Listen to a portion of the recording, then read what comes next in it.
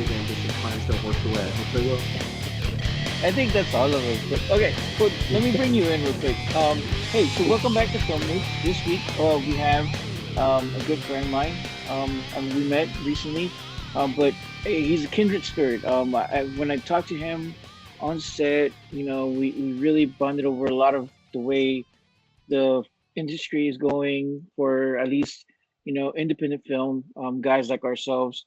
And well, I wanted to bring him on Film Noobs to have a conversation and share some of that knowledge that we were kind of going back and forth with y'all. So this week, I want to present to you writer, director, producer, DP, all around badass. Go ahead, introduce yourself. I'm Avai D'Amico. I guess I started writing, but I never thought my writing was any good. And then I did theater. I did like musical theater in high school. And then I got into cameras and I was like, oh, what if I like write a story and get my friends to like play the characters and then I point a camera at it and we turn it into a movie. And when I did that, it turned out to be the most fun I've ever had doing anything in my whole life. And I was like, wow, why would I do anything that's not this when I could just do this 1,000 more times? So that's what I've been working on for like basically my whole life. A long time, because I did see your IMDb, and as far as like director goes, you have what? Let me see if I where's my tab here? You know, Because I probably was like, internet stalking you. You have like 24 ooh, or 31, wow. depending on. Well, you have 24 previous, and then you have like seven upcoming as far as director Oh, goes. true. Yeah. So yeah, talk about being prolific, since you decided to become a director. Yeah. Let's talk about that journey a little bit, because like you said, when I met you, you were DPing for a short that we both worked on, and that Mhm. was a lot of fun. That a lot of fun. But And as that's far as coming like, out. yeah, go ahead. Oh yeah. Uh I think I spend about half my time being a DP or a cinematographer for other directors, and then the other half of the time I'm organizing my own productions. And I kind of got into directing because I was making films with my friends, and I was the one who was like, "Hey guys, what if we got together and like made a short film for fun?" Then I kind of became like the de facto director because like it was my idea to like make Yeah, something, and I wrangled all the people, so they were all there because of me. So they would kind of just look to me for like, "What are we doing? What's the scene?" Stuff like that. So I kind of worked my way into kind of figuring out how to make stuff. Um, and probably the first dozen short films I made, I had no idea what lighting was. I knew like what a light bulb was. I knew what a lamp was and a yeah, light switch on the wall. But I'd never been on a movie set and I didn't know about how like you can light something to like make it look intentionally better than the way it just looks if you walk into a stranger's living room and look at them.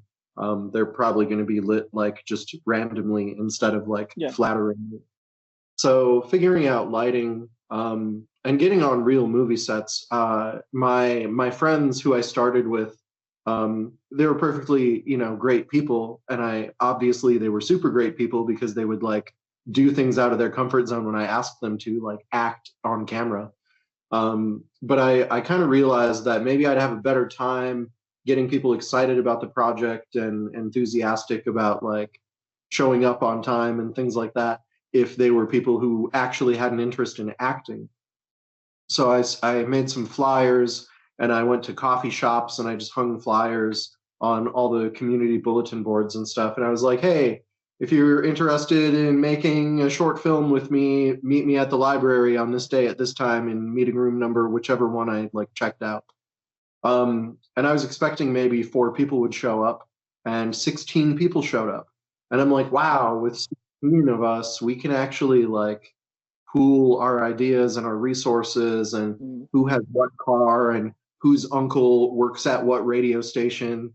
And we were able to get some traction and start making stuff, and it was cool. And a friend of mine had a camera, so I bought some lights, and I was determined to like figure out how to do lighting better.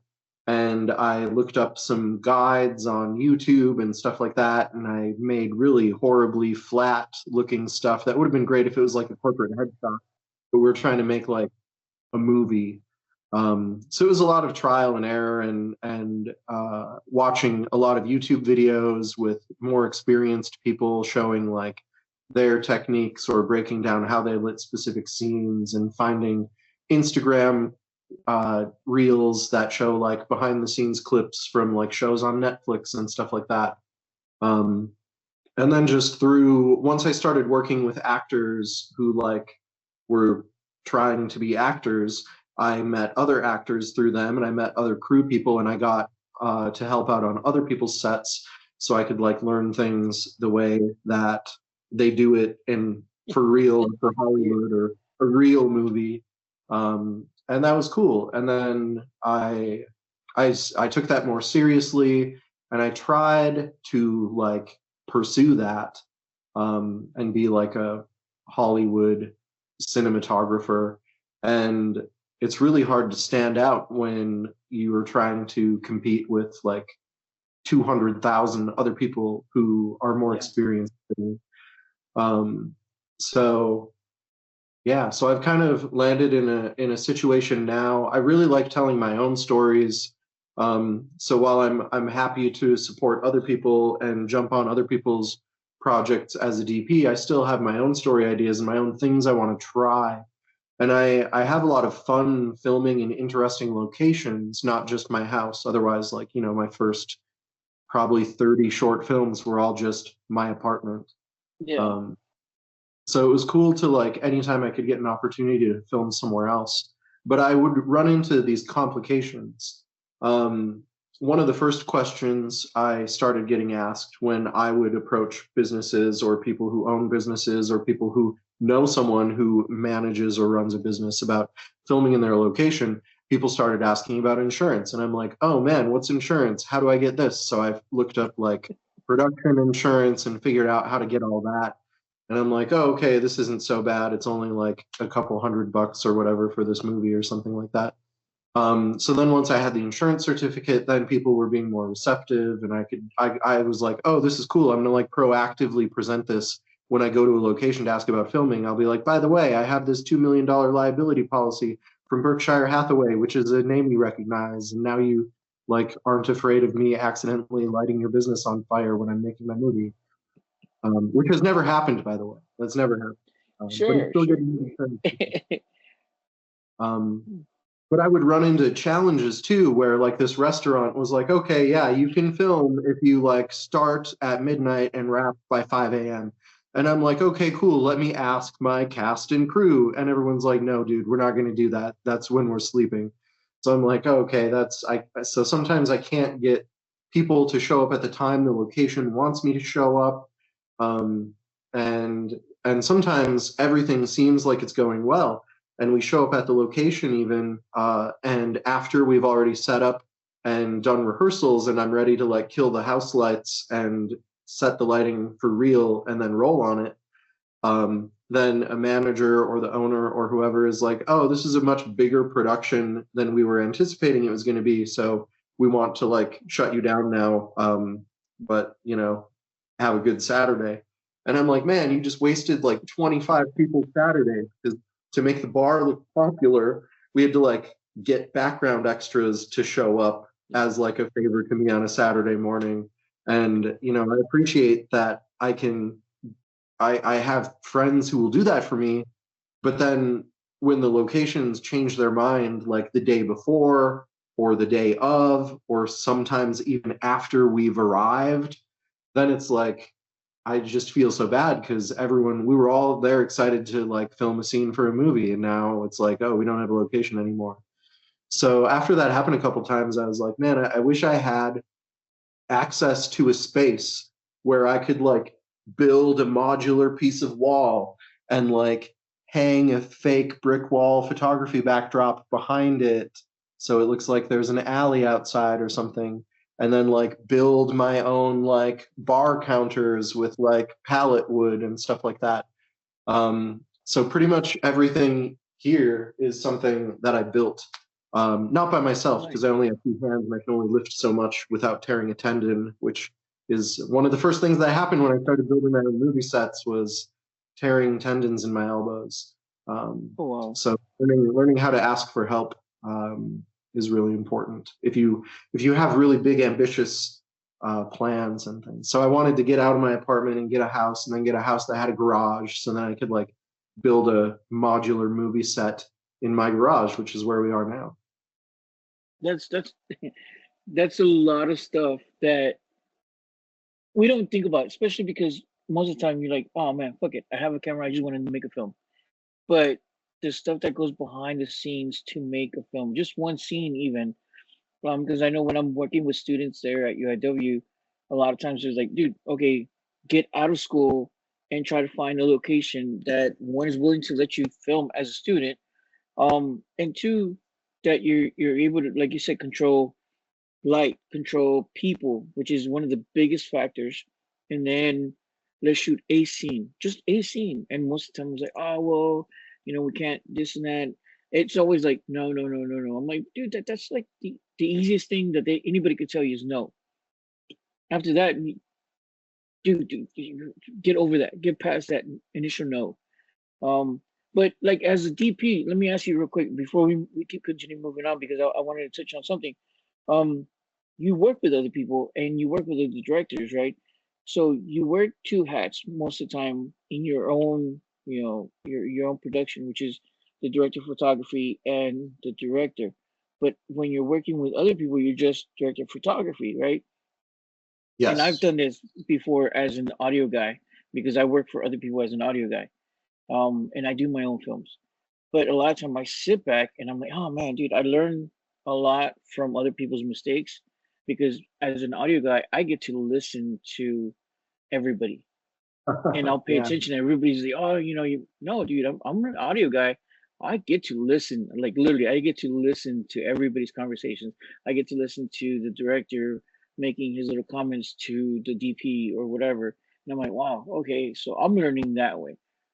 How do you feel as a DP working with other people has helped or hurt you in your progression as a director alone?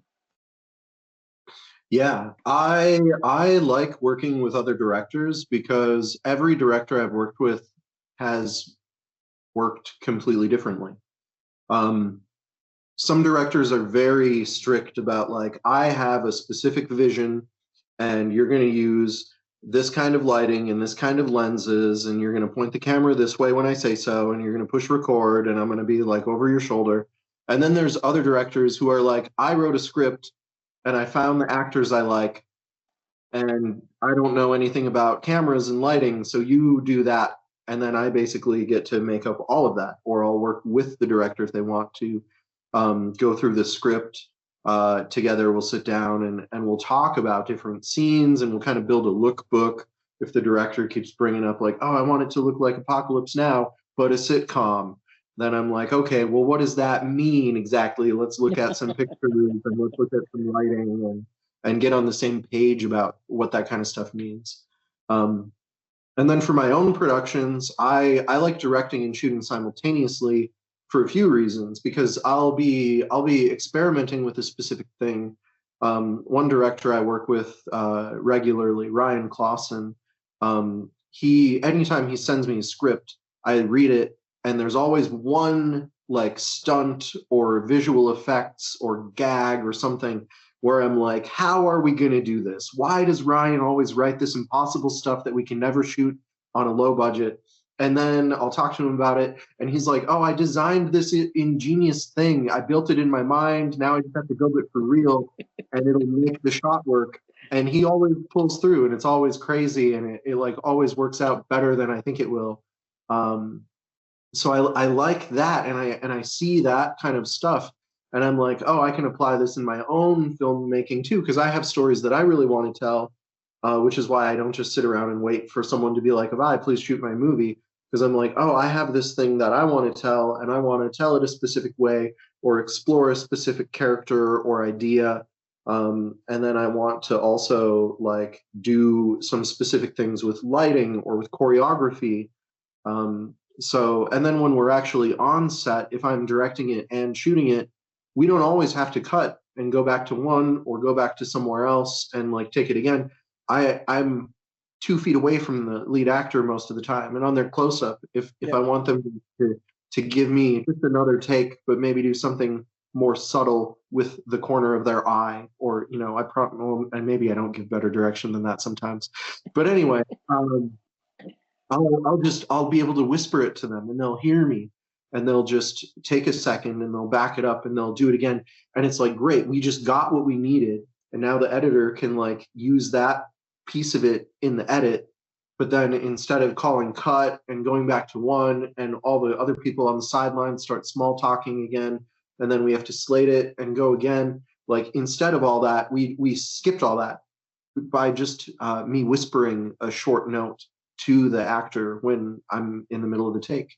Yeah. So when I'm working on like no budgets and trying to do stuff with my friends in my house, and I'm trying to be super respectful of everyone's time and how can I schedule this the most efficient way possible. And now that I have a garage that I can film in instead of a real bar that I have to wait for when they close or something, whenever the actor is available is when I can make myself be available too. Now, I like something that you pointed out right now. The way we communicate our ideas, especially because as a DP, you see the world completely different. And I learned this the hard way because when I was going as a photographer, because I started way back in the day as a photographer, I used to see things in f stops and stuff like that. So I had a good sense of how I wanted things. But then when I started doing the film stuff, f stops don't necessarily translate correctly. Especially when you have this great, like you said, this great ingenious freaking stunt or gag that you want to do, and you're like, oh yeah, if the camera was facing this way, and oh man, and all of a sudden we fucking do this, loopy loop and go through this, and you're there sitting as DP, like, okay, yeah, Roger, what's the loopy loop, and what is this whole thing that you're doing with your fingers? So what's the best way that you've seen that a director or even an aspiring director could start learning how to communicate, because I think that's very important, how to communicate with one, your cast, and two, your crew, because that's totally different lenses in communication. But when True. you're especially as a director trying to capture that image, that idea that's in their head, what do you think would be the best kind of like advice for an upcoming guy? Be like, hey, you know what, a lookbook. Hey, you know what? Get clips or whatever. What's your point? Yeah, I think lookbooks are pretty good to put together, especially there's a lot of resources like Shot Cafe and other websites where you can just go to the website, type restaurant, click the magnifying glass, and it pulls up like just a bunch of stills from actual Hollywood movies that were shot in restaurants. And you can kind of scroll to see like what type of lighting or mood or camera angle or framing you might want. So I think like using references like that in a lookbook, especially because not everyone has seen every movie, and a lot of people, it kind of blows their mind the first time I tell them this, but it's like I am way behind on watching movies because I spend all my time making them. And organizing a movie is hard. It's so time consuming. Like every aspect of making a film is hard. Yeah, Everyone has their job that is complicated and requires effort. But like if you are the one organizing a production, like when I'm a DP, it's typically just I have to get there on time and I have to make it through the day. And while I'm shooting, I don't it doesn't feel like work because I'm like, oh, I'm playing with the light, I'm playing with the focus, yeah, however we rack and choreograph. So that's exciting. Um, but then when I have to organize the whole production, I still have to do all of that. But now I have to like juggle everyone's calendars. And let's say two actors aren't available on the same schedule. Now I have to like cast them differently. Yeah. But then to communicate to actors and things who might not want to like sit down and go through a whole lookbook, whereas the director might. What I find some directors do that helps me when I'm shooting with them is they'll do like a floor plan or like an overhead or like a bird's eye view of, this circle with the letter A in it is the actor, and this rectangle Yeah. with a C in it is the camera. And then there's like an arrow, and I want the camera like on a gimbal or on a dolly to move this way or something like that. Um, and being able to like kind of draw out the blocking in an overhead, then everyone can glance at that and the actors are like, oh, okay, I get it, I have to stand here when the car is here and the window is here, like that's me. And I think having like an overhead that you can show someone in addition to here's, the script for the scene, can really help with that too. But then a lot of it is, um, if you get the opportunity to work with someone more than one time, I think it's a huge advantage because on the first production, whether it's a different director I'm working with, or maybe I'm the director and I'm working with a particular actor, that first experience, we're still learning a lot about how do I communicate effectively with this person. And it's really nice when I can work with someone just a couple times and then like it almost feels like they're reading my mind because Yeah. I'll be able to ask for a light adjustment and I'll make eye contact with my gaffer and then she will like do it without me even saying anything. It's like she knew based on Yeah. what I had looked at and then made eye contact with her. She knew what I wanted. So it's so Yeah. You cool when develop I, that shorthand.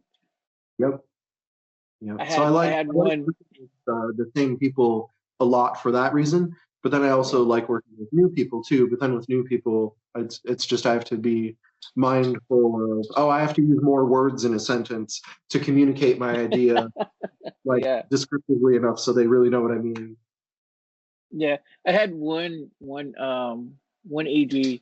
We had worked for maybe about 3 4 projects together, and it was funny because everybody would make fun of us because we would get behind the camera and it was like, dude, but it's like if you see this, he's like, yeah, yeah, yeah, and I'm like, oh, and you look, we would like just chop like 2 3 word sentences, and people were like, what the hell are y'all talking about? I was like, okay, okay, we're ready, let's shoot, and it's like action.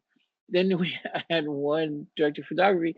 She was really awesome. She did this mock-up with her little cars and like I don't know if it was like the little the Green Man GI Joes or whatever they are, or Yeah, Legos. yeah. I can't remember. And she like did an animatronics for me. She's like, "Hey, is this what you want?" And I was like, "Wow, that's that's so awesome." I saved it. I was like, "Okay, yeah, we could." It was a fight scene. Oh, It was very supposed cool. to be a Very fight cool. scene down a hallway, and I was like, dude, yeah, that sure, whatever, just shoot it, I guess. I mean that's badass. You took time to do all that. I mean, you have it in your head, so that's way better than what I thought. So go for it. And Um, it was just so cool to see that they would take that much effort because again, I had an idea in my head and what was in the paper as a director was totally different than how my DP saw it. And that's why I'm asking you about the communication between the director, the director, the AD, the DP, and even the actors, because the actors require a different kind of language. I've learned. Oh, can you hear me? I didn't hear you. yeah. Oh, okay, cool, cool, cool. So moving forward, right past that, now you said you've worked on a couple of your own stuff, and I know that you have something out now, which is because I was looking at it, if you could say it, a question of Uh, guilt. yep. A question of guilt. Yeah, That's on it's streamers. on Tubi for free with ads, and it's on Apple TV, and it's on Amazon. Yeah, and it might be other places too by now too. I don't like check it a lot, but yeah, It's pirated somewhere. like if you had told me, if you'd told me, I don't know, 10 years ago or even 6 years ago that I'd have movies on Apple TV and places like that, I'd be like, oh no way, that's not me. I'm not good enough, or I don't, it's crazy to look back at how I used to see it and how I used to see filmmaking as like this huge impossible thing, and I'd make something that would suck, and I'd always be like, how come Disney and HBO can make stuff that's better than me? And now to be making stuff that other people are like, oh, this looks just as good as like anything on Netflix. Then it's like, oh, cool, yeah, that's great, because I never thought I'd like, and then to have my movies actually getting on these platforms, Yeah. um, it's just really exciting. It's a lot of fun.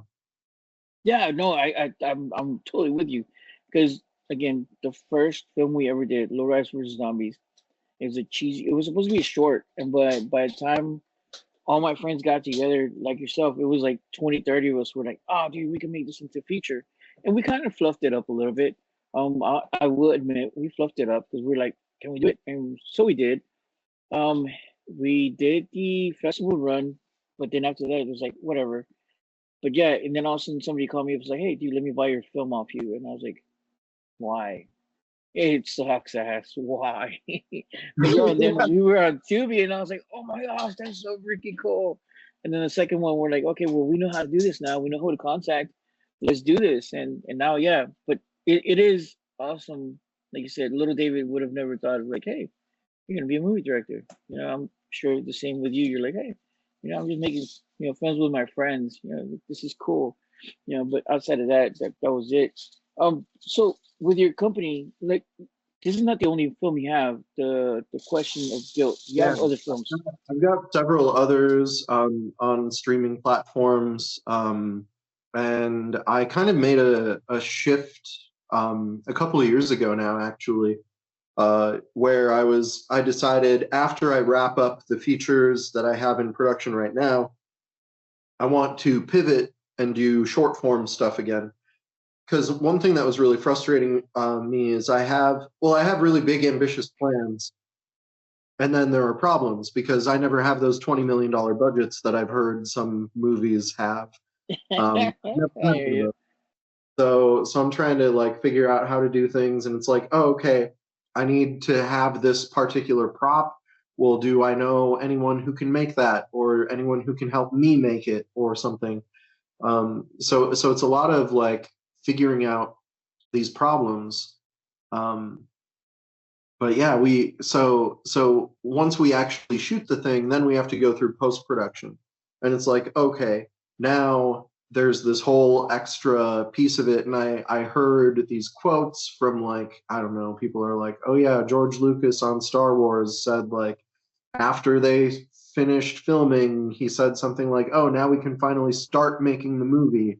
And like, yeah, post production is crazy because the actual production phase, everyone's on set, everyone's having fun, we're playing with cameras, we're getting into characters, Yeah. and it's great. And but it goes by so quickly, you blink, and then it's like, oh man, that was the last scene. Feels like we just started filming this. Um, so then going from that phase of everything's exciting and it's happening so fast to now we're in post production and we're waiting for the editor, and then we're waiting for the soundtrack composer, and we're waiting for the colorist, and we're waiting for the sound designer, and Yeah. like finally fine, and then we have to get our captions, and it's like, okay, now is the movie done? Like, when is the movie actually done? When does it come Yeah. out? We have to submit platforms, we have to wait for the platforms to put it up somewhere. You um have to pass QC. yeah, so That to me, that was the biggest one. I didn't oh know yeah, that, and I had to learn patience with QC because I failed twice. This last time around, I failed twice, and it was because the stupid little captioning was a space on one of them that didn't need the space, or I don't know, whatever. And the other yeah. one was like, yeah, the it was off timing by 2.2 seconds, or I don't know, some crazy stuff. And they The never tell first you that crap. Yeah, no, it's yeah, you don't think about that going into it, I don't think. The first movie that we got distribution, we actually had to go back and redo all of post-production because all the sound Wow. effects and the music and the talking were all like commingled on different audio tracks throughout the whole movie. So we basically, and all the timelines were nested because we'd have like one person would be like, oh, I want to try editing scene 22. And then another person would edit scene 23. And then so I made this like nested timeline that had all the other Oh timelines. man. And then it's like, wait, we have to make stems for only the music or only the talking Yep. or only the sound effects. And it's like, it'd probably be faster and less tedious to just re-edit the whole movie from the beginning again, which is what we ended up doing. So we got to Wow. the movie again to actually fulfill the deliverables for the distribution. So that was Yeah, insane. that But is now, crazy because now we're making something we know going into it. You know, I have that conversation with the editors because like 99% of the editors I've worked with are people who've like, you know, they've done specific things within editing, but they've never been like the main editor, like round tripping through like yeah, all of post. They've been like an assistant editor only or something. So having those conversations to make sure we're on the same page about like what the editor gives me is actually something I can then turn into a deliverable. We yep. have to have those conversations early on. So it's a lot. It's a lot. So I've decided, well, what if I go from 90-minute features to like just a 45-minute episode show, and we shot 3 episodes that were like 45 minutes, and then that way it's like we can give each episode to a different editor, and maybe it'll get done half the time because instead of waiting for 90 minutes to be done, each individual person only has to do 45 minutes. Um, and then even that was still taking a long time. So I was like, how can I scale this down even further? So the last 3 things I shot were like 10 minutes, 15 minutes, and 25 minutes. So it's been much shorter stuff than the 90-minute features. And then I mentioned my big ambitious plans that I always have is I try to, because I want to do exciting things. I get more excited by an ambitious challenge Yeah. than something I know I can do. Like so with the shorter films, I'm like, okay, well, what's my worst case scenario in case my big plan doesn't work out? How do I still at least have a worst case scenario that is still something that we can all be proud of? And so by doing a short, even if my shorts don't go anywhere, worst case scenario, we finished a short film that we put on my YouTube channel or someone else's YouTube channel, and then everyone watches it and sees the cool thing that we made together. But then, like, let's say I make 10 of these and they're all like on the same theme.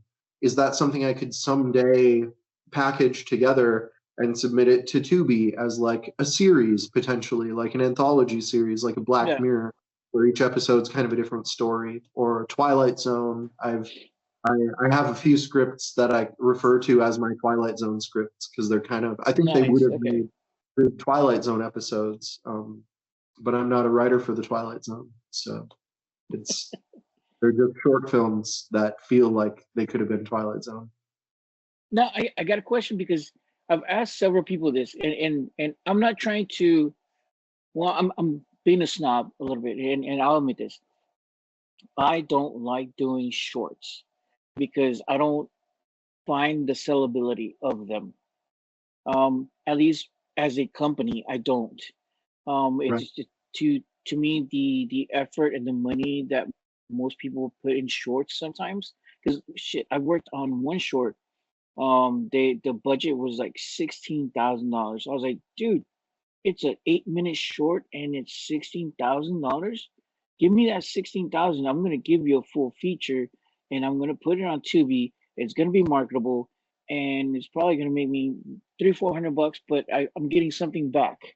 Right. As opposed to a short, the most I could do is hit the festival run, which I'm still wasting money. Sorry, I'm not wasting money, but I'm spending money. Um, and the sellability of it, unless I put it on YouTube and I have 1.2 billion followers with 3 billion clicks on it, I'm not going to make that same return. But then again, I see the other half of the filmmakers. They're like, well, again, I don't have the budget, but I'm making what I can with what I have, and I'm using that as my calling card and hoping that because I have a body of work within the shorts that will amount or amalgamate to somebody seeing the potential and giving me that budget. So there's two thoughts. What is your opinion? Because I mean, again, you do the features, and now you're going back into shorts. Yeah. If I had unlimited money, I would do feature. Actually, probably what I would do if I had unlimited money, I'd do like an ongoing sci-fi series for like 10 seasons. All right, Star That's what I would Wars. love to do. But that world isn't the world I live in, unfortunately. Um, but maybe, I'm building movie sets now, so I could build a Hey, fake ship or something. But yeah, I definitely features are exciting, and starring in a short film for an actor is great, but starring in a feature film is like way more prestigious.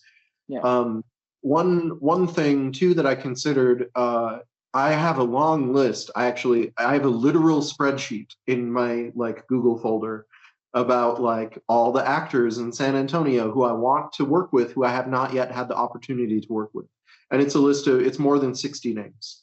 Oh Um, wow. and if I do a feature film once every year, that's maybe three big starring roles and then half a dozen supporting roles Supporting. and then half Yeah. a dozen background or something like that. Whereas if I'm doing a short film, um,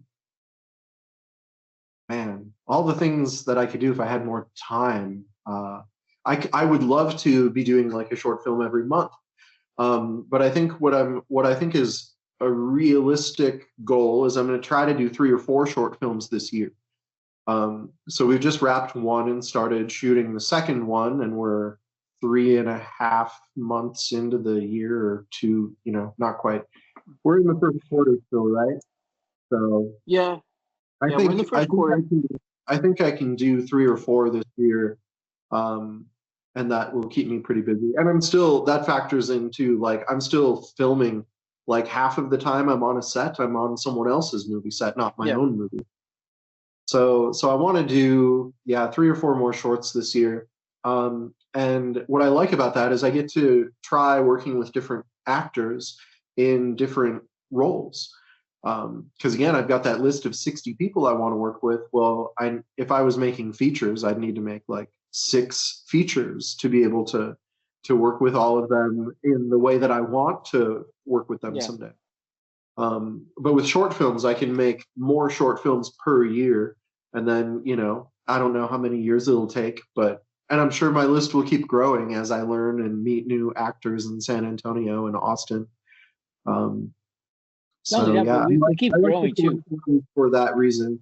And then I kind of justify it in my mind because yeah, I definitely don't think there's marketability in an individual short. At least I've never made money off of a short or known anyone who's made money off of a short. Um, but with a feature, I've also made features and I haven't made money off of, I've lost a lot of money making features. Yes. But like while I believe there is an opportunity to make money in a feature, I also have firsthand experience losing money in like 7 features. So when I think about all of those aspects of it and my own situation and what I want to be doing and what's making me happy or at least keeping me sane. For me right now, for this year, doing short form material is what I'm doing. And I'm going to do that and I'm going to work with more actors. And then I'll also kind of figure out who do I want to work with when I do my next feature next year, or maybe at the end of this year Okay. if things go swimmingly.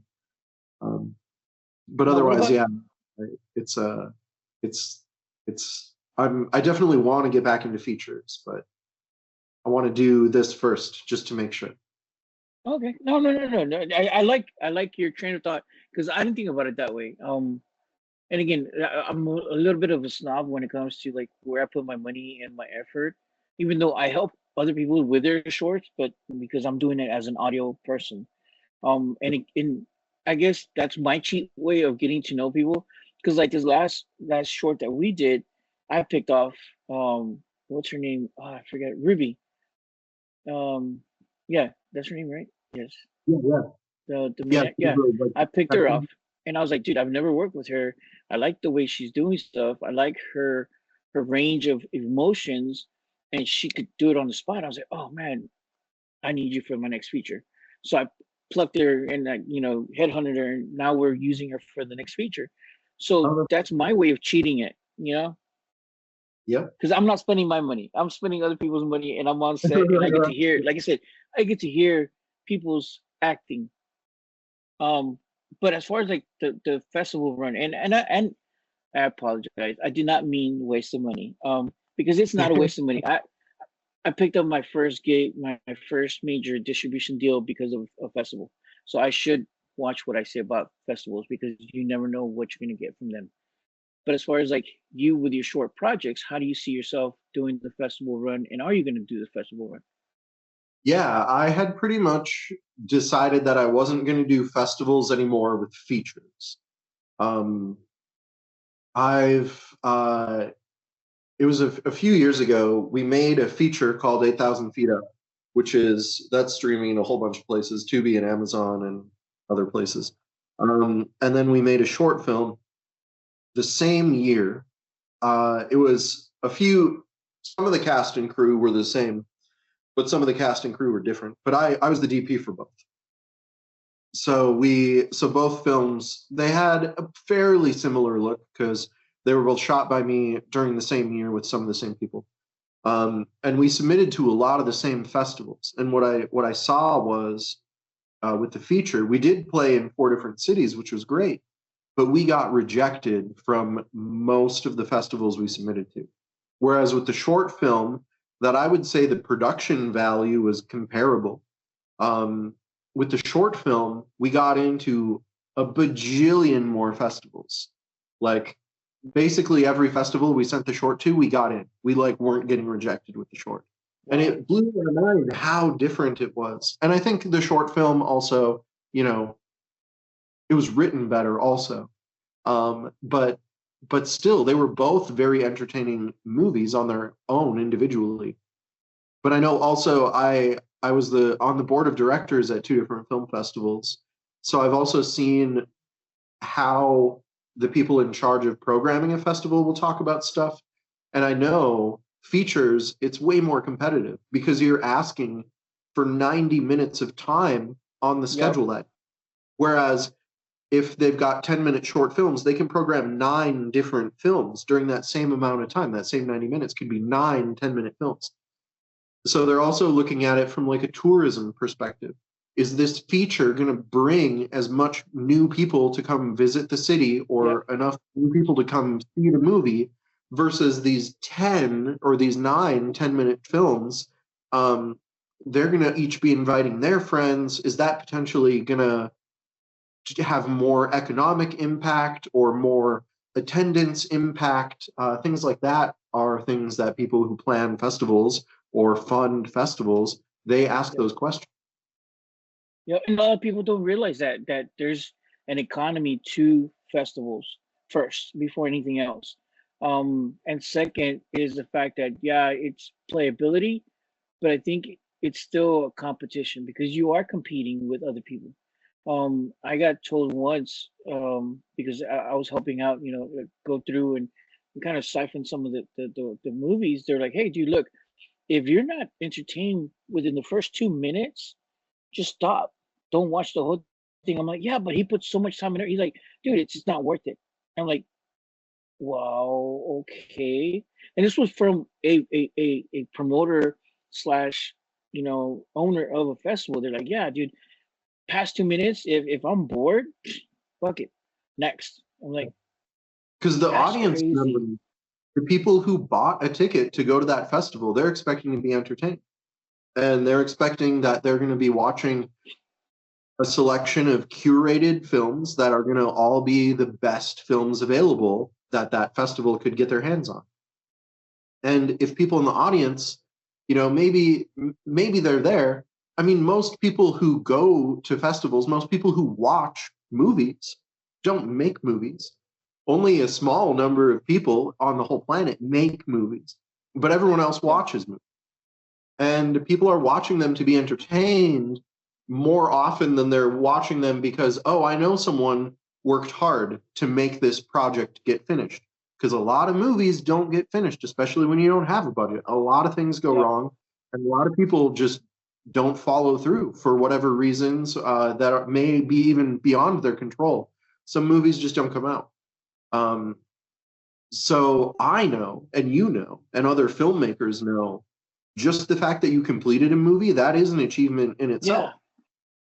But 90% of the people, or even 98% of the people who go to that film festival aren't thinking about it from that perspective. So if they're like, man, this is the third movie in a row where the first couple minutes were boring, I'm going to go to the bar across the street and come back in a couple hours and see if the programming gets better. And now people are leaving the theater, and the people running the festival are like, oh no, why aren't people watching? So yeah, it's hard with festivals. It's definitely, if you're making a film for festivals, you kind of need to know like what's your niche so you can target the right kind of festival. Like, don't submit a movie, a G-rated feature about a wedding, to a horror film festival. Yeah, dude. At a I've horror had that before. film. So it's sometimes the tone is wrong, but you also just have to know your audience. And if your audience is people who are going to walk away or check TikTok if your movie's boring for too many minutes, they'll start going on social media instead. Like, you gotta do what you can to make sure your audience is still engaged, I think. Now, let's talk about that. That's a really awesome point. And you've been making some really awesome points that are kind of carrying me through the next talking point. So I appreciate that. That's awesome. Um, as a director, audience engagement is one of the things that we want. We want to entertain people. But when it comes down to reviews, how people review your films, and I'm pretty sure you've gotten them because I gotten them, and like, fuck, dude, it crushed my heart because that was my baby, and they just crushed me. Yep. How do you deal with those reviews?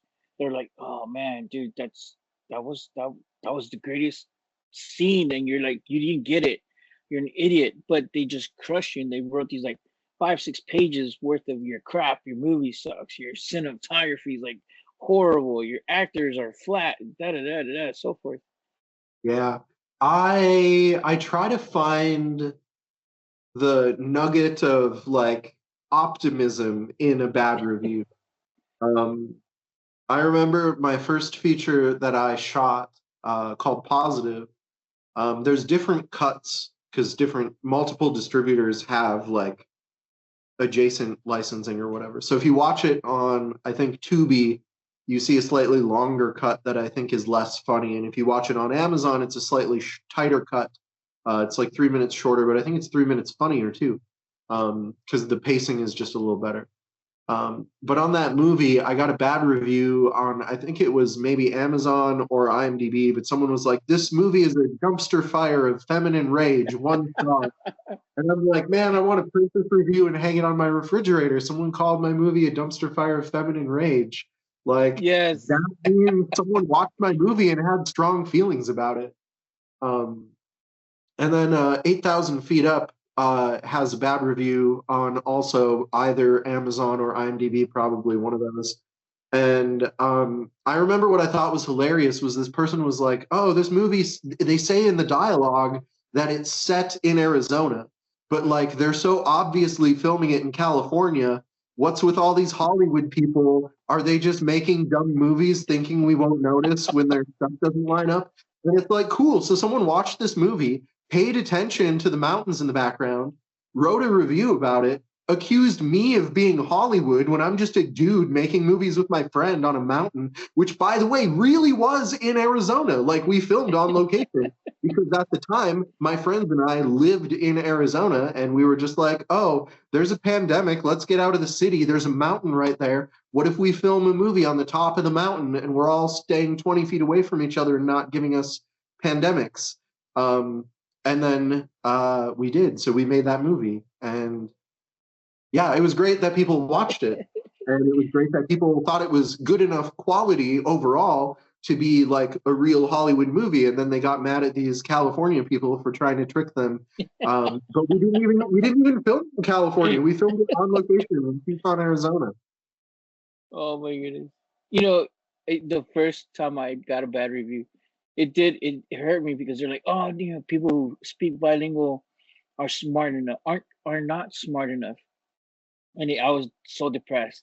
But like yourself, um, Colin Bracler gave me the best word of advice. He's like, dude, first of all, they watched your film, and you got them mad enough that they wrote this long ass essay about your crappy film, and then they took the time to post it on IMDb. Then, so dude, and they're comparing you to like you said, to a real movie. You done your job. You Yeah, did your job. I was yeah. like, huh, badass. I never thought about it that way. And hearing you say the same thing, I was like, man, y'all are smart. Because I'm still learning. That's why I call this film noobs, because I'm still learning from y'all. But that's one of the biggest things. Now, the last thing, because my time's running out, the last thing I wanted to ask you, and well, did you go through film school or no film school, first of all? I did not go to film school. I would have loved to have gone to film school, but film school was a lot of money, and I did not have a means of going to film school. Okay, but you are prolific. Again, 31 films. Um, Mhm. your advice to an young up and coming 19-year-old, film school or no film school, and why? Yeah. Um, if you can do film school, go for it. Uh, I, I've worked with a ton of people who went to film school. I used to teach briefly at a film school. I've done internships through my company with film students at different universities, um, and that's been great. Everywhere from East Coast to West Coast, I've had interns, and so I know film schools, they do good stuff and they are great for networking. Everyone I've worked with who's gone to film school has said, "Oh, I met all the connections at film school that then Yep. helped me when it was time to actually get jobs."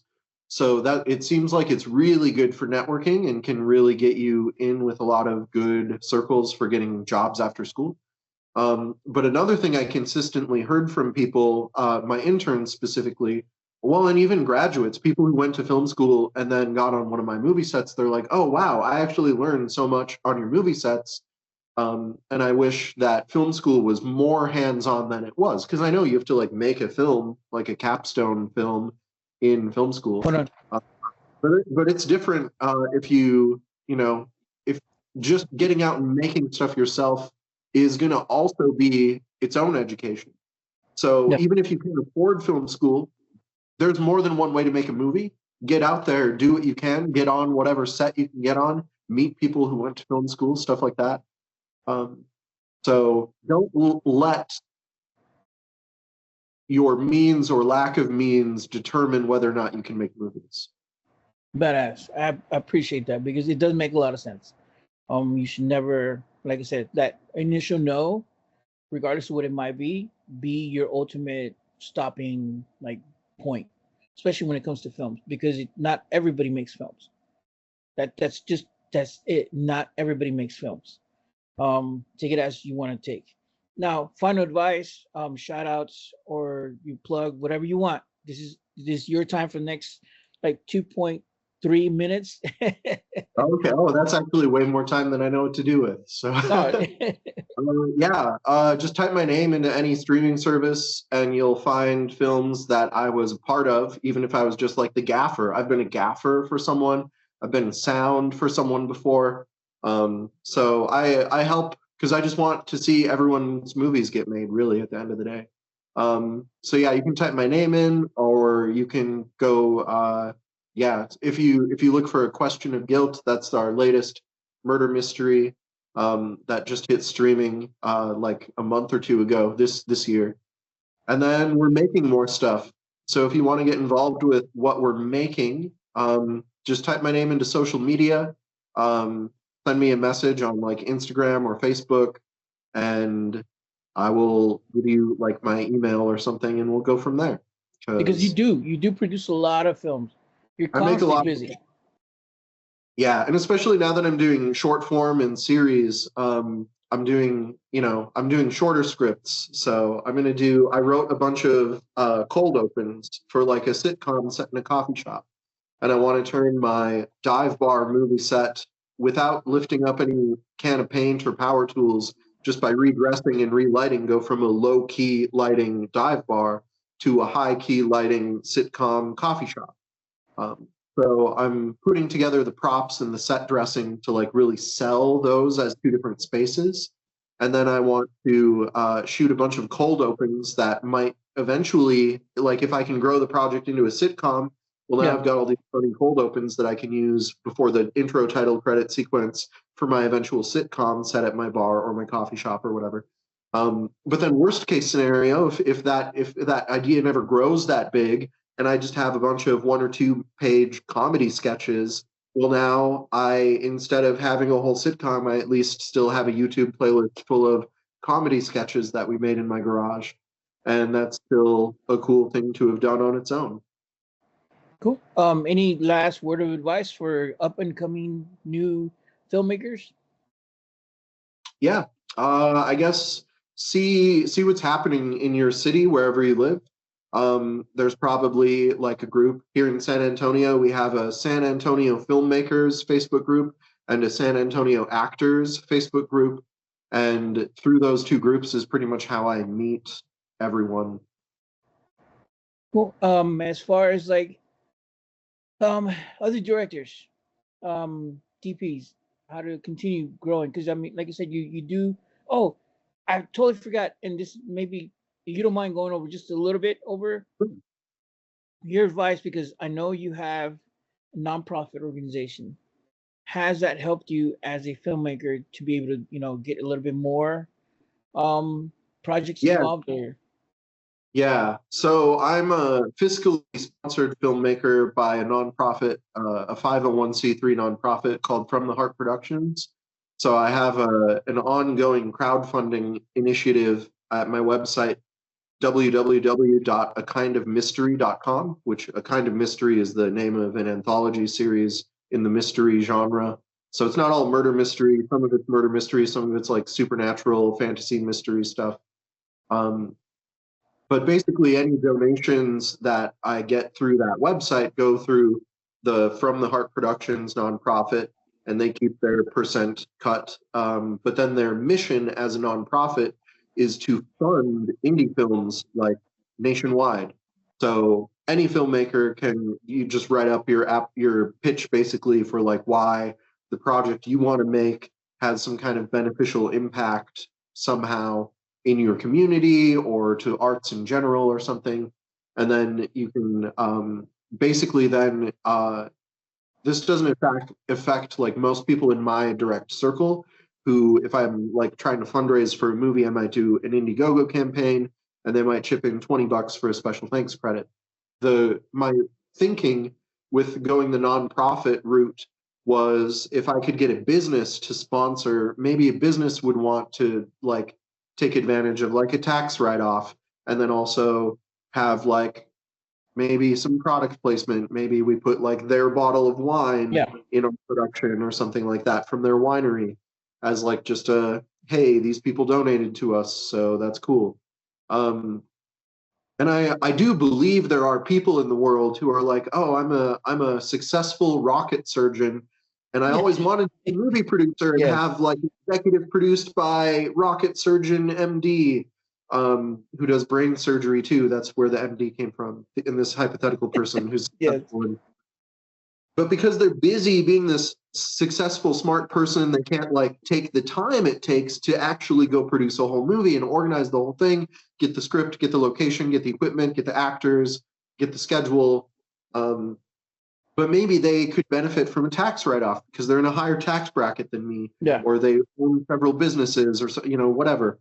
So maybe they want to donate, and then I give them this honorary executive producer credit, and now they can brag to all the other successful rocket surgeons they hang out with and be like, I know we're all rocket surgeons, but I'm the rocket surgeon who's also an executive producer of this movie. Yeah. I'm sure there are people like that who exist and would like to donate if they know that I can like give them an executive producer credit and a tax write-off. Um, but I don't know how to get in front of those people and make them know, hey, look at what I'm trying to do. We have 100 or more if you like look at all the names of credits in all of the productions through Yeah. this anthology. Over 100 local independent artists could potentially benefit from, you know, a super rich person making a big donation that then we could use. Hey, now we do have that $1 million budget, and we're all going to get paid union rates and such. Pay That'd be interns. cool. So the opportunity is there, and I've put it out in the universe, but I just don't There know you go. how to get in front of the right people. But I figure if I just keep making stuff and I keep working with people, and I have this kind of standard for myself where every time I make a new production, I try to make this new production like 1% better than my last production. And by the time then, if I achieve that, if I can figure out something, whether it's about the choreography or the way I direct a particular emotion from an actor, um, if I can make it 1% better each time, then in 25 movies, I've improved 25%, which is like an insane amount of improvement. Yeah, So I hear you. I think get out there and make stuff and get on people's sets and try your hardest and don't overstep if you're on someone else's production. But you can still contribute or give someone an idea of maybe a different way to do things, like how you mentioned when you'd wrote something and then your DP made this like animatic that like looked really cool and it was different than what you thought. So I think the real key is we just all need to work together and make a bajillion movies, and eventually one of them is going to take off, and I'm then down, brother. we'll all be happy that we were part of it. Yeah, I'm down. Just give me a call again, and I'm there for you. So Thank again, your socials one more time. Oh yeah. So everything's pretty much just at Avai D'Amico. So I don't know if my name's on the screen or if you can put that there or something, but It's all yeah, gonna it's just be, yeah. Avai D'Amico on like pretty much every platform that I'm on. Cool, cool. And again, Avai, thank you so much, man. It was a pleasure when I first met you. I learned a lot from our conversations then. I've learned twice as much now. So you've been a really, really big inspiration and an eye opener for me. So hopefully our listeners will also get a little bit of nuggets from our conversation because they should. As like you said, just being around other people, you're always going to grow. So again, I do thank you for my audience. Next week, I don't know who's on next week because I know our format changed a little bit this year. And maybe mainly because we want to grow, we want to revamp where we're at as far as film noobs. So until next time, next week, whatever, guys, keep watching film and keep supporting indie filmmakers. I thank you again so much for taking your time and being here with me. And man, I'll see you on set. All right. Yeah. See you on set. All right. Thank you guys.